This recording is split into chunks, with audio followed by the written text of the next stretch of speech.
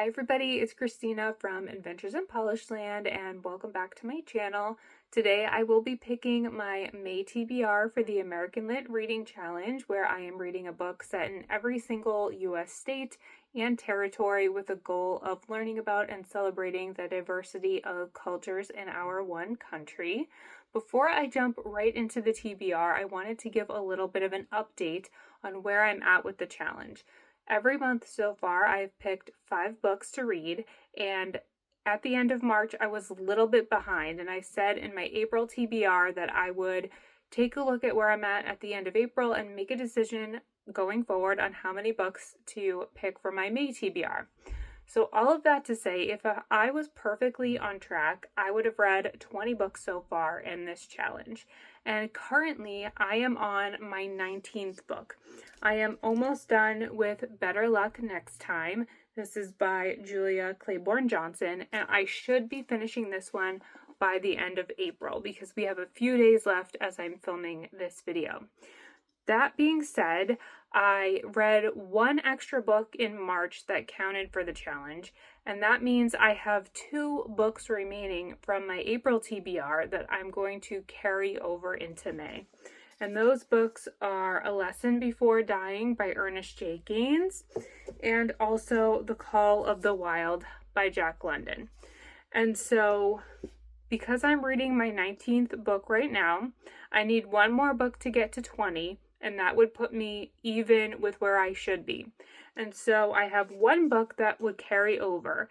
And I know this is so convoluted as I'm trying to explain it, but the moral of the story is I am going to pick 4 books this month out of my cup, and that will round out my TBR for the month of May. And as long as I read my 2 leftover books and the 4 new ones, I will still be perfectly on track for where I want to be. Now, I will say I do have a little bit of wiggle room at the end of the year so that if I don't finish everything perfectly on time, I should still get it in before the year concludes. And I'm not worried about not meeting the challenge. So that's why I'm okay with picking just 4 out of the cup this month. I hope all of that makes sense. Regardless of whether or not it does, I'm going to go ahead and pick out 4 states or territories from this cup, and then I will create my May TBR based on those places. So let's give this a good shake and we will pick out the new places. All right, we have 1, 2, 3, and 4. So let's see what we have for the month of May. First up is South Dakota. These can be really challenging for me to open for some reason. All right, this one is New Hampshire. Then we have Vermont, right next door to New Hampshire. And let's see, will we get another New England state? We got Washington, very far away from New England. So I have Washington, South Dakota, New Hampshire, and Vermont. I'm going to go create my TBR and I will be back to share with you what it is. Okay, I am back with my TBR. I had 2 books pre-planned for these states, so I'll tell you those first.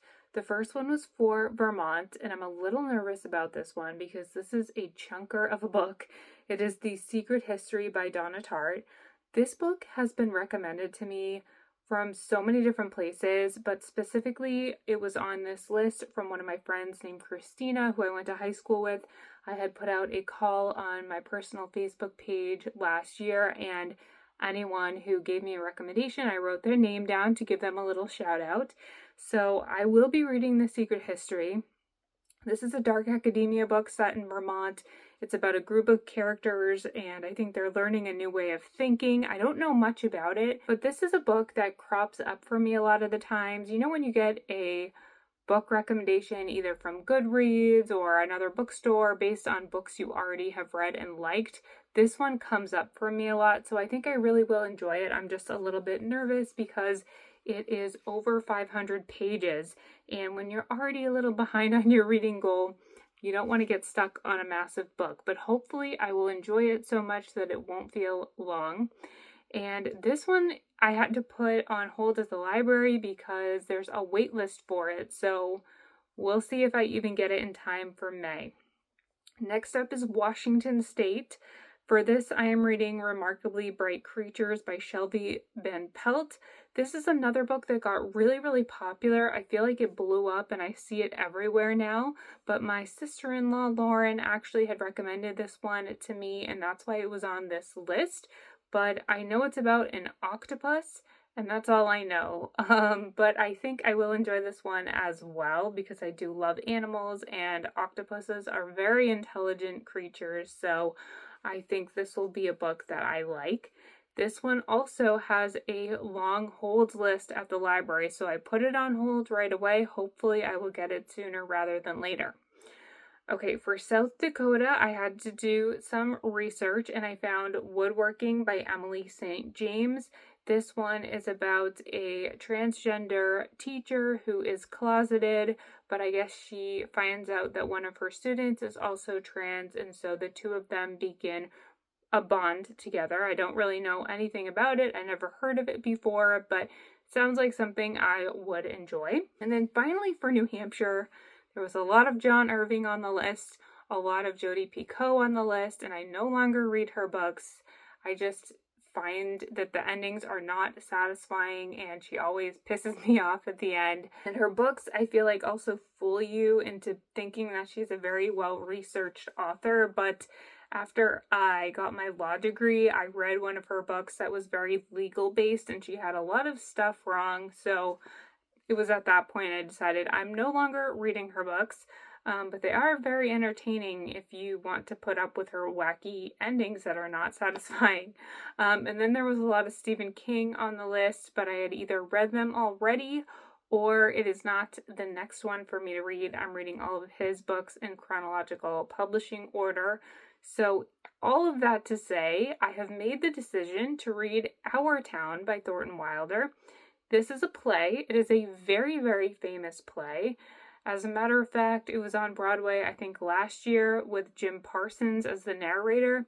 I actually know nothing about the overall plot of this play, just that it is a highly regarded classic. It's mentioned all the time in other media, so I think reading it will give you a better understanding of all of the references that crop up now and again.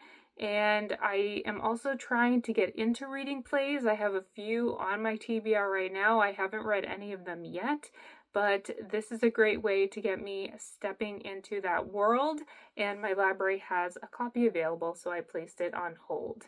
So just to recap everything in this video, I am going to carry over from April A Lesson Before Dying, as well as The Call of the Wild, and then I will be adding these 4 books to my May TBR, which is The Secret History by Donna Tart for Vermont, Remarkably Bright Creatures by Shelby Van Pelt for Washington, Woodworking by Emily St. James for South Dakota, and Our Town by Thornton Wilder for New Hampshire.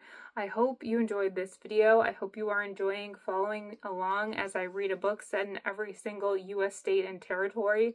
The scary thing is, so far I've only had one territory, and it was Washington, D.C., so that means all the others are still in that mystery cup. When will they come out? Will they all pop out at the same time? Only time will tell. I hope you subscribe to follow me as I read these books. Thank you for watching, and I will see you in my next video. Bye!